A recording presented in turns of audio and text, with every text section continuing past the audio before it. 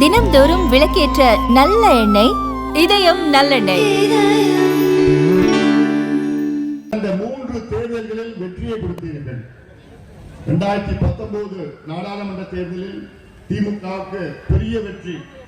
தமிழ்நாடு, புதுவை உள்ளிட்ட 40க்கு 39 நாடாளுமன்ற உறுப்பினர்களை நீங்கள் கொடுத்தீர்கள். சட்டமன்ற தேர்தலில் 2021 சட்டமன்ற தேர்தலில் மு.க. ஸ்டாலின் அவர்களை முதலமைச்சராக ஆக்கினீர்கள். திமுகவுக்கு ஆட்சியை கொடுத்தீர்கள். 2024 நாடாளுமன்ற தேர்தலில் திமுகவுக்கு 40க்கு 40 வெற்றியை கொடுத்தீர்கள். இந்த தொகுதி உட்பட சட்டமன்ற தேர்தலில் இந்த தொகுதியிலே நாம் போட்டியிட்டோம், நாம் வெற்றி பெற முடியவில்லை. நாடாளுமன்ற தேர்தலில் இந்த தொகுதியிலே நாம் போட்டியிட்டோம், நாம் வெற்றி பெற முடியவில்லை. திமுக கூட்டணி வெற்றி பெற்றது. வெற்றி பெற்று இந்த தொகுதிக்கும் சரி, இந்த மாவட்டத்துக்கும் சரி, தமிழ்நாட்டிற்கு என்ன செய்தார்கள்? 3 தேர்தலில் நீங்கள் திமுகவுக்கு வெற்றி கொடுத்த தமிழக மக்களுக்கு மாற்றாக திமுக உங்களுக்கு செய்ததெல்லாம் துரோகம், பொய்யை தவிர வேறு எதுவும் கிடையாது.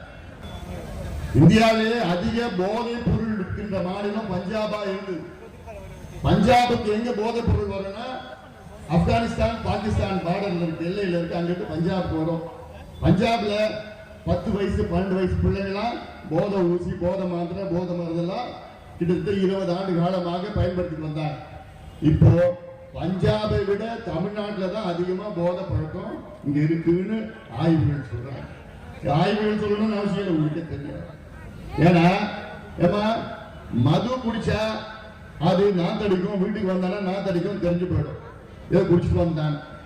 ஆனா போதை மாத்திரை, போதை பவுடர், போதை ஊசி பயன்படுத்தினா உங்களுக்கு தெரியறதுக்கு வாய்ப்பே கிடையாது. அவன் மாட்டம் வருவான், வீட்டுக்கு வருவான், சாப்பிடுவான், தூங்குவான், வெளியில போவான். அப்படி 1 வருஷம் பயன்படுத்தினானா அவனை மீட்டெடுக்க முடியாது.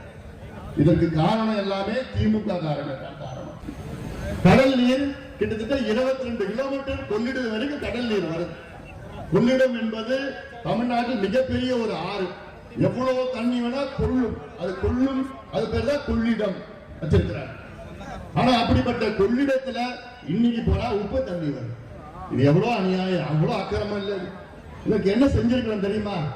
50, 60, 70 ஆண்டுகளுக்கு முன்பாக கொள்ளிடம் முகத்துவாரத்துல ஒரு சின்ன தடுப்பணை கட்டியிருந்தா கடல் நீர் உள்ள வராம இருக்கும்.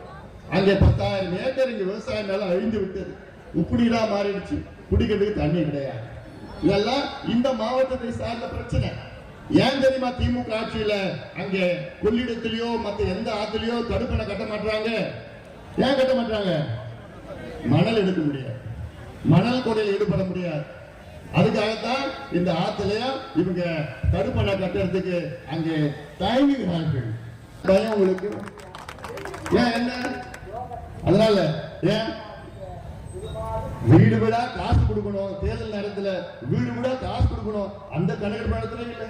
இந்த வீட்டுல இத்தனை பேர் இருக்கிறான், இவங்க பேரு இத்தனை ஓட்டு இவங்களுக்கு போடுவாங்க, இத்தனை சாதி எல்லாமே கணக்கு வச்சிருக்கீங்கல்ல.